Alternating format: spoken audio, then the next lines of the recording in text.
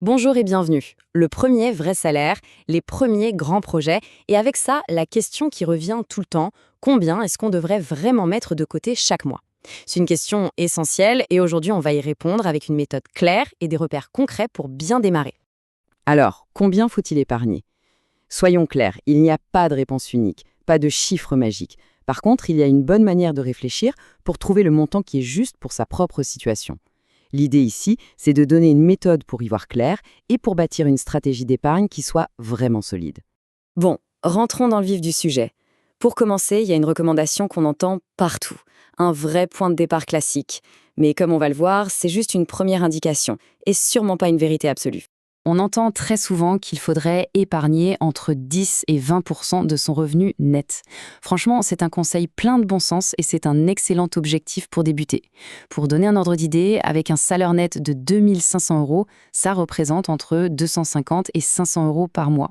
Mais attention, ce pourcentage, ce n'est pas du tout une formule magique. Pourquoi? Parce qu'il ne tient pas compte de la situation personnelle de chacun, des charges fixes ou des projets qui peuvent être très différents d'une personne à l'autre.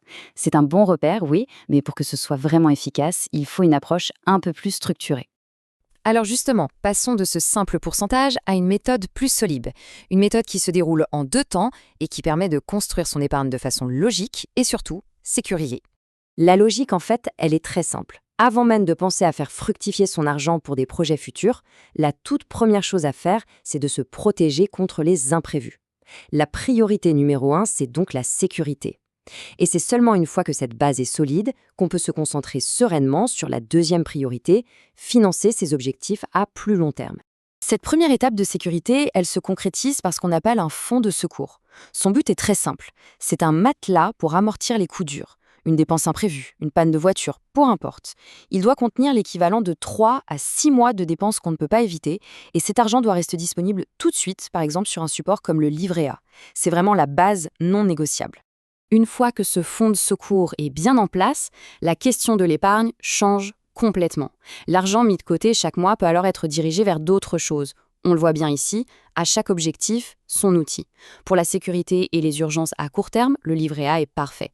Pour préparer l'avenir sur le long terme, on peut commencer à réfléchir à d'autres outils, comme par exemple le plan d'épargne retraite. Justement, le PER, ou plan d'épargne retraite, c'est un produit qui est spécifiquement pensé pour le très long terme. Son principal intérêt, une fois la sécurité assurée, c'est que les versements qu'on y fait peuvent, sous certaines conditions, être déduits du revenu imposable. C'est donc une façon de préparer ses projets futurs tout en optimisant un peu sa fiscalité. Bon, à cette théorie, passons à un cas pratique pour voir comment tout ça s'organise dans la vraie vie. Un plan d'action concret, c'est toujours plus parlant. Alors, prenons l'exemple d'un jeune cadre qui démarre avec un salaire net de 2 500 euros par mois. C'est une situation assez classique pour un début de carrière. Dans notre exemple, une fois le loyer, les factures, les courses et les dépenses du quotidien payées, disons 1 500 euros, il reste 1 000 euros à la fin du mois. C'est ça, la capacité d'épargne. Et c'est sur ce montant que toute la stratégie va se construire. Ok, alors comment on utilise ces 1 000 euros chaque mois? D'abord, on applique la priorité numéro 1, la sécurité. 100% de l'épargne va sur le livret A, jusqu'à ce que le fonds de secours atteigne son objectif, mettons 400-500 euros, soit 3 mois de dépenses. Une fois que c'est fait, on passe à la priorité numéro 2. L'effort d'épargne mensuel peut alors être redirigé vers des placements de long terme, comme le PER, et plus tard être diversifié sur d'autres supports en fonction des projets. Pour finir, résumons les quelques principes clés à vraiment garder en tête pour construire une épargne qui soit à la fois efficace et qui tienne dans la durée. Voilà les 4 idées fondamentales. Premièrement, la sécurité d'abord, toujours. Deuxièmement, chaque euro mis de côté doit avoir un but précis. Troisièmement, pour que ça se fasse tout seul, le mieux est d'automatiser les virements en début de mois. Et enfin, et c'est peut-être le plus important, la régularité, même avec un petit montant, est beaucoup plus puissante sur le long terme qu'un gros versement de temps en temps. C'est la discipline qui est la clé.